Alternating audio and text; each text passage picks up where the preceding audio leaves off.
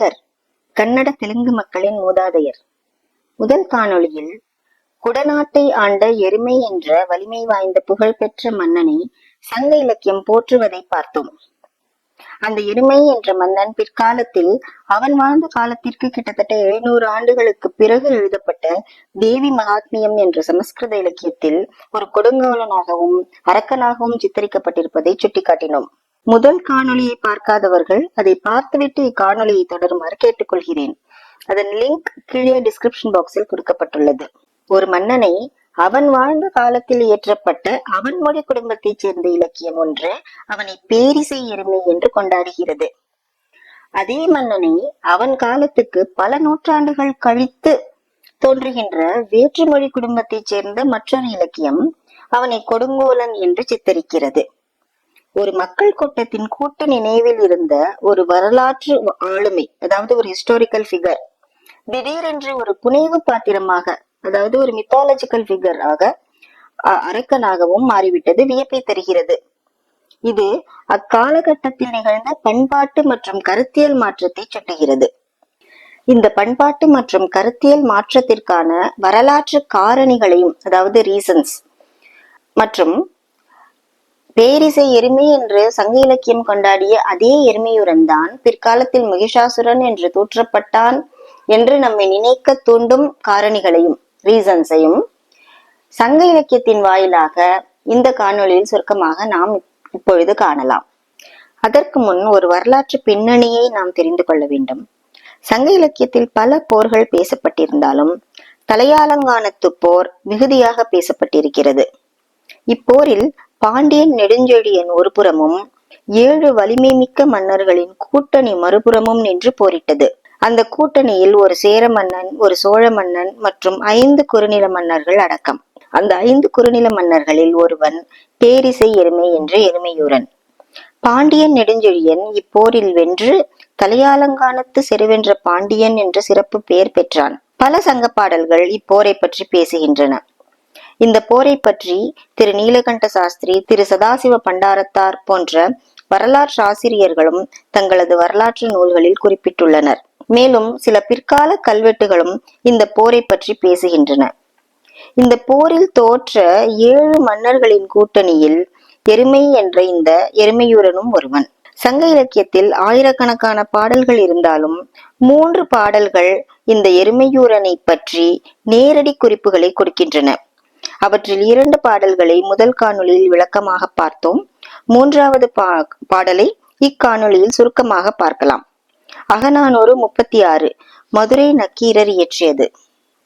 இப்பாடலின் பின்னணி என்னவென்றால், தலைவன் தன் மனைவி இருக்க வேறொரு பெண்ணை மணமுடித்திருக்கிறான். மனைவி இதை கேள்விப்பட்டு தன் கணவனை எதிர்கொண்டு கேள்வி கேட்பதாக இப்பாடல் அமைந்துள்ளது.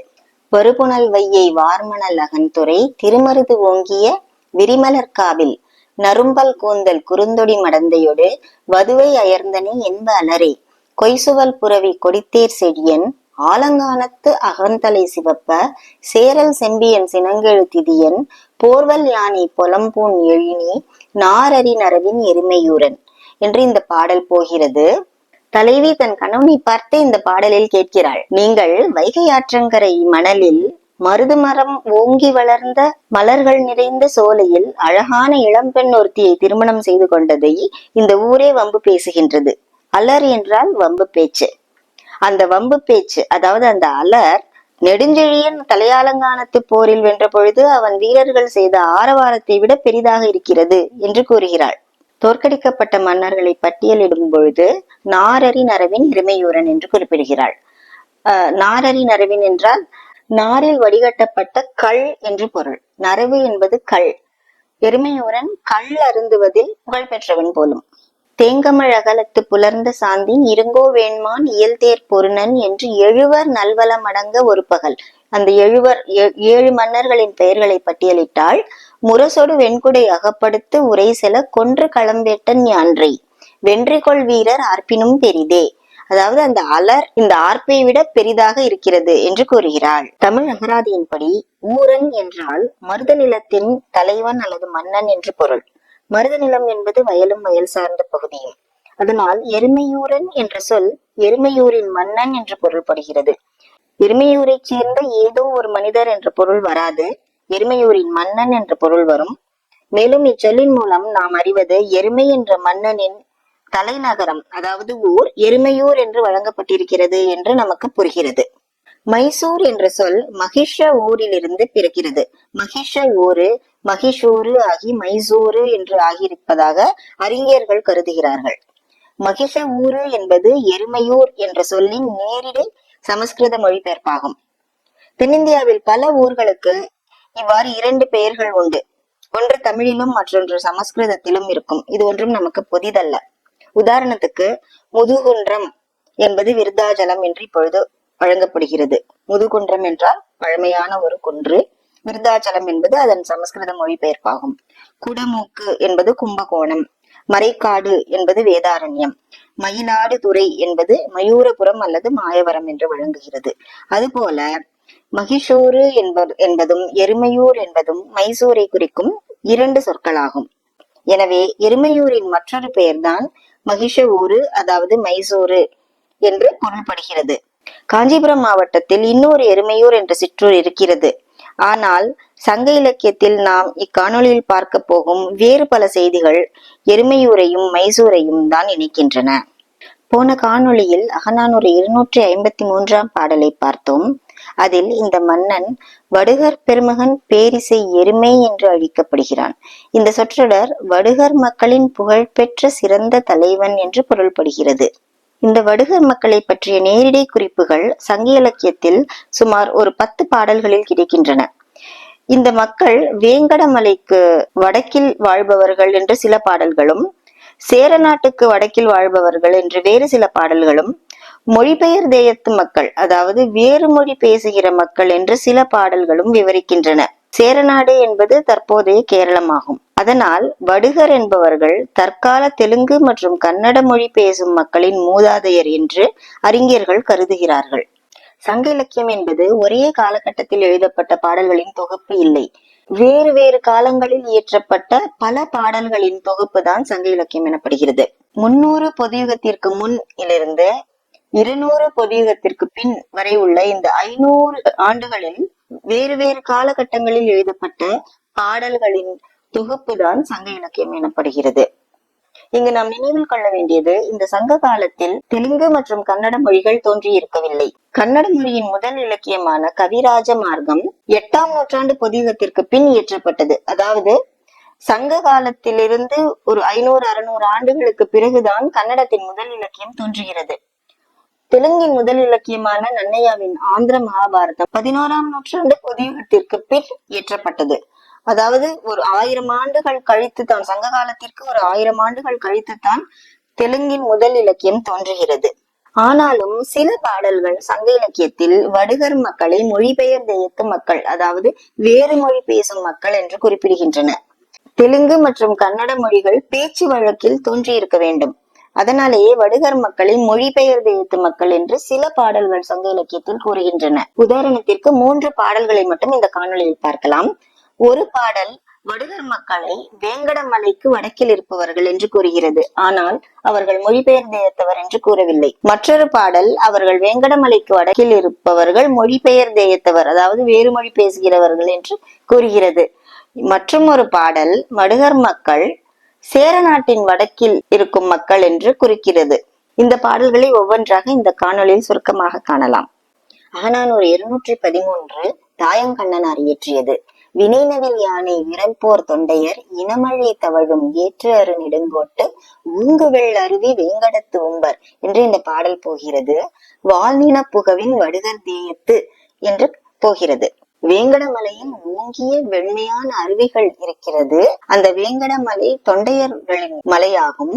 அந்த வேங்கடமலைக்கு வடக்கில், உம்பர் என்பது வடக்கில் என்று பொருள்படும், வடக்கில் உள்ள வடுகர் தேயம் அவர்கள் எப்படிப்பட்டவர்கள்? வாழ்நின புகவின், அதாவது வெண்மையான இறைச்சி உணவை வடுகர் மக்களின் நிலம் என்று இப்பாடல் குறிப்பிடுகிறது. மற்றொரு பாடல் அகநானூறு 295 மாமூலனார் இயற்றியது. இந்த பாடலின் பின்னணி, தலைவன் பொருளீட்டும் பொருட்டு தலைவியை விட்டு பிரிந்து வெகு தூரம் சென்றிருக்கிறான். அவன் எங்கு சென்றிருக்கிறான் என்று புலவர் இந்த பாடலில் குறிப்பிடுகிறார். நிலம் நீரற்று நீள்சுனை வரப்ப குன்றகோடு அகைய கடுங்கதிர் தெரிதலின் என்று இந்த பாடல் போகிறது. ஆறுசல் வம்பலர் அசைவிட ஊரும் புடையலம் கழல் கால் புள்ளி குன்றத்து நடையருங்கானம் விளங்கி. புள்ளிக்குன்றம் என்பது வேங்கடமலையை குறிக்கும். வேறு பல பாடல்கள் புள்ளி என்ற மன்னன் வேங்கடமலையை ஆண்ட மன்னன் என்று சங்க இலக்கிய பாடல்கள் சில குறிக்கின்றன. அதனால் புள்ளிக்குன்றம் என்று இங்கு வருவது வேங்கடமலையை குறிக்கின்றது. நோன்சிலை தொடையமை பகடை துவன்று நிலை வடுகர் பிழியார் மகிழ்னர் களி சிறந்து ஆர்க்கும் மொழிபெயர் தேயம் இறந்தனர் ஆயினும். தலைவன் பொருளீட்டும் பொருட்டு தலைவியை விட்டு பிரிந்து வெகு தூரம் வேறு நாட்டுக்கு சென்றிருக்கிறான். தோழி தலைவியை தேற்றுகிறாள்.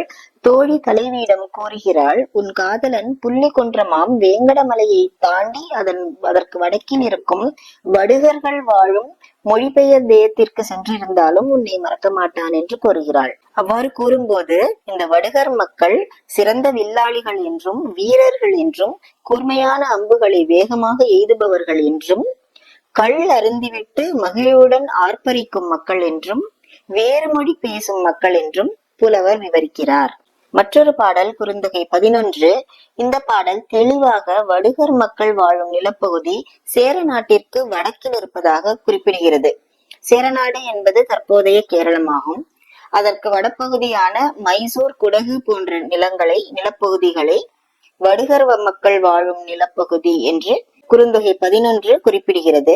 இந்த பாடலின் பின்னணியும் தலைவன் பொருளீட்டும் பொருட்டு வெகு தூரம் வேறு நாட்டிற்கு தலைவியை விட்டு பிரிந்து சென்றிருக்கிறான். தலைவி துயருற்றிருக்கிறாள். அவள் தன் நெஞ்சிடம் பேசிக் கொள்வதாக இந்த பாடல் அமைந்துள்ளது. தூங்காமல் அழுது கொண்டிருக்கும் விழிகளுடன் இங்கு தனித்து துயரத்தில் ஆழ்ந்திருப்பதை விட என் தலைவன் சென்றிருக்கும் நாடு, அதாவது கட்டி என்ற மன்னன் ஆளும் நல்ல நாட்டிற்கு வடக்கே மொழிபெயர் தேயமாகிய வடுகர் மக்கள் வாழும் நாடாக இருந்தாலும் என் காதலன் இருக்கும் அந்த நாட்டிற்கு செல்ல ஒரு நல்ல வழியை யோசித்தால் என்ன என்று தனக்குள் தானே பேசிக்கொள்வதாக இந்த பாடல் அமைந்துள்ளது.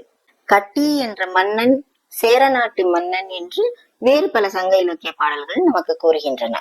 குறுந்தொகை 11 மாமூலனார் இயற்றியது. தலைவி தன் நெஞ்சிடம் சொன்னது. கோடியீர் இலங்கு வளை நிகழ நாள்தோறும் பாடில கலிழும் கண்ணோடு புலம்பி ஈங்கு இவன் உரைதலும் உயிகுவம் ஆங்கே எழு இனி வாழி என் நெஞ்சே முனாது குல்லை கண்ணி வடுகர் முனையது பல்வேல் கட்டி நன்னாட்டு உம்பர் மொழிபெயர் தேயத்தர் ஆயினும் வழிபடல் சூழ்ந்திசின் அவருடைய நாட்டே. வழிபடல் என்றால் போவது, சூழ்ந்திசின் என்றால் ஒரு வழியை யோசிப்பது. என் காதலன் வடுகர் மக்கள் வாழும் நிலத்தில் இருக்கிறான். அது மொழிபெயர் தேயமாக இருக்கிறது, வேறு மொழி பேசும் நிலமாக இருக்கிறது. மேலும் அது கட்டி என்னும் மன்னன் ஆளும் நாட்டிற்கு வடக்கே இருக்கிறது. இருந்தாலும் நான் அங்கு போவதற்கு ஒரு வழியை தேட வேண்டும் என்று தனக்குத்தானே தலைவி கூறிக்கொள்கிறாள். வடுகர் மக்களும் கதநாய்களும். கதநாய் என்றால் வலிமையான கடுமையான நாய்கள் என்று பொருள்படும். சங்க இலக்கியத்தில் 3 பாடல்கள் நற்றிணை 212, அகநானூறு 107 மற்றும் அகநானூறு 381 இந்த 3 பாடல்களும் வடுகர் மக்களை கதநாய் வடுகர் என்று குறிப்பிடுகின்றன. வேறு எந்த மக்கள் பிரிவினரையும், அதாவது மக்கள் கூட்டத்தையும் கதநாய் என்ற சொற்றொடரால் அழைக்கவில்லை. வடுகர் மக்களை மட்டும்தான் சங்க இலக்கியம் கதநாய் வடுகர் என்று குறிப்பிடுகிறது. வடுகர் மக்கள் மட்டும்தான் வலிமையான கடுமையான நாய்களை வளர்ப்பதில் புகழ்பெற்றவர்கள் போலும். அவற்றை அவர்கள் போருக்கு பயன்படுத்தி இருக்கக்கூடும் என்று அறிஞர்கள் கருதுகிறார்கள். தென்னிந்தியா முழுவதும் நடுகற்கள் கிடைக்கின்றன. நடுகள் என்பது மக்களை காப்பாற்றும் பொருட்டு போரில் இறந்த வீரனை நினைவு சின்னமாக ஒரு கல்லை நட்டு வைப்பது நடுகள் எனப்படும். தமிழ்நாட்டில் இவற்றை நடுகற்கள் என்று குறிப்பிடுகின்றனர். கர்நாடகாவில் இவற்றை வீரகல் என்று குறிப்பிடுகின்றனர். இந்த நடுகற்களிலும் வீரகற்களிலும் இறந்து போன வீரனின் உருவம் வாளுடனோ வில்லம்புடனோ பொறிக்கப்பட்டிருக்கும். தமிழ்நாட்டில் கிடைக்கும் நடுகற்களில் வீரனின் உருவங்கள் இருக்கின்றன, வாளுடனோ வில்லம்புகளுடனோ இருக்கின்றன. ஆனால் கர்நாடகாவில் கிடைக்கும் வீர கற்களில் அவனுடைய கதநாயின் உருவமும் வீரர்களின் உருவத்திற்கு பக்கத்தில் பொறிக்கப்பட்டிருக்கின்றன. வடுகர் என்பவர்கள் கர்நாடக மக்களின் மூதாதையர்கள் என்பதற்கு இது மற்றொரு சான்றாகும். தமிழ்நாட்டின் ராஜபாளையம் நாய்கள் அவற்றின் மூப்பத்திறமைக்கும் வலிமைக்கும் புகழ் பெற்றவை. ஆனால் இந்த நாய்கள் காலம் காலமாக தமிழ்நாட்டில் இருந்தவை அல்ல. 18ஆம் நூற்றாண்டில் நாயக்க மன்னர்கள் தமிழ்நாட்டை ஆண்ட காலத்தில்தான் இந்த நாய்கள் கர்நாடக மாநிலத்திலிருந்து தருவிக்கப்பட்டு இங்கே போர்கள் செய்வதற்காக வளர்க்கப்பட்டிருக்கின்றன. குதிரைப்படையை தாக்குவதற்கு இந்த நாய்களை வளர்த்திருக்கிறார்கள். ஆங்கிலேயர்களுடன் நடந்த கர்நாடிக் வார்ஸ் என்று சொல்லப்படும் போர்களில் இந்த நாய்கள் குதிரைப்படையை தாக்க பயன்படுத்தப்பட்டிருக்கின்றன. கர்நாடக மாநிலத்தைச் சேர்ந்த விஜயநகர பேரரசின் ஆட்சியாளர்களாக இருந்தவர்கள்தான் நாயக்க மன்னர்கள். இவர்கள் பிற்காலத்தில் தமிழ்நாட்டை ஆண்டார்கள். இவர்கள்தான் நாய்களை போர்களுக்கு பயன்படுத்தும் இந்த முறையை கர்நாடக மாநில மக்களிடமிருந்து தமிழ்நாட்டிற்கு கொண்டு வந்திருக்கிறார்கள். மைசூரை ஆண்ட திப்பு சுல்தான் போர்களில் பயன்படுத்தப்படும் இந்த நாய்களின் ஒரு பெரும் படையை வைத்திருந்ததாக வரலாறு சொல்கிறது. 2200 ஆண்டுகளுக்கு முன்னால் வடுகர் பெருமகன் எருமையூரன் மைசூரை தலைநகரமாக கொண்டு ஆண்ட காலத்தில் கதநாய்களை போருக்கு பயன்படுத்தும் முறை அந்த பகுதி மக்களுக்கு மட்டுமே இருந்திருக்கிறது என்று சங்க இலக்கியம் பதிவிடுகிறது. அதே முறை, அதே பண்பாடு, அதாவது கதநாய்களை போருக்கு பயன்படுத்தும் முறை திப்பு சுல்தான் காலம் வரை அந்த பகுதி மக்களிடையே தொடர்ந்து வந்திருக்கிறது என்பது நமக்கு வியப்பை தருகிறது.